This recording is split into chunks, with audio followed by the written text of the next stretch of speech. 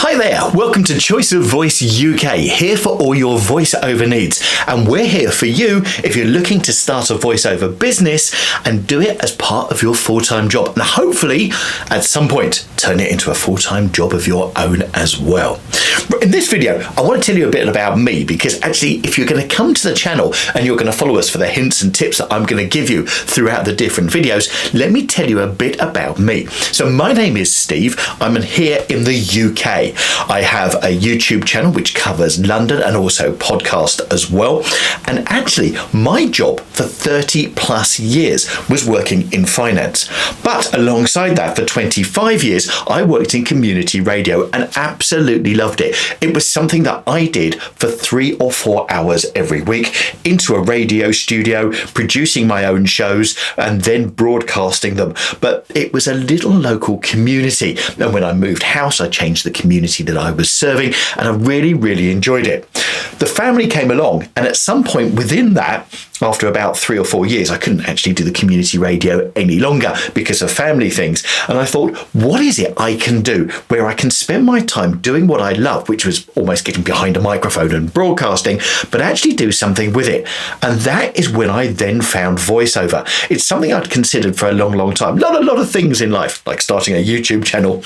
You think about these things for a long time, and then you eventually take the plunge and do it. And that's what I did. Now, I was still doing my full-time job, which, believe you me, took up lots and lots of hours. I'll tell you a bit more about that a little bit later. But it took plenty of time. I'd leave the home at about 6:30 in the morning, and I wouldn't get home most evenings till 7:30 p.m.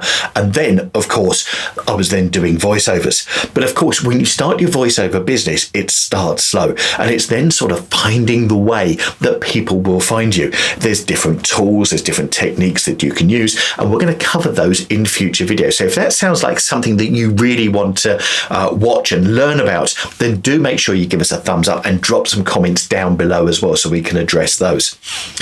So after a while, the voiceover business started building up, and it started building up. And actually, some of the relationships that I built almost right at the very start of my voiceover career, I've still got today. And actually, do you know what? I couldn't be without those clients, and we've built up strong long-term relationships. So that's another thing to think about when you're actually starting in a voiceover business. It's all about the customer experience, because if you get that experience right with your clients, in other words, you keep them informed with what's going on and how things are going, actually, you've got clients for life. And I've sort of proven that within the voiceover business that I have. So I did the part-time working with my full-time job for quite some time, for about 4 years. But then something happened, and I was put in a potential redundancy situation within the financial industry that I was in here in the UK. Of course, after COVID, a lot of things had actually happened, and a lot of companies, much like they still are across the globe, are looking to think, hang on a second, do we need as many people?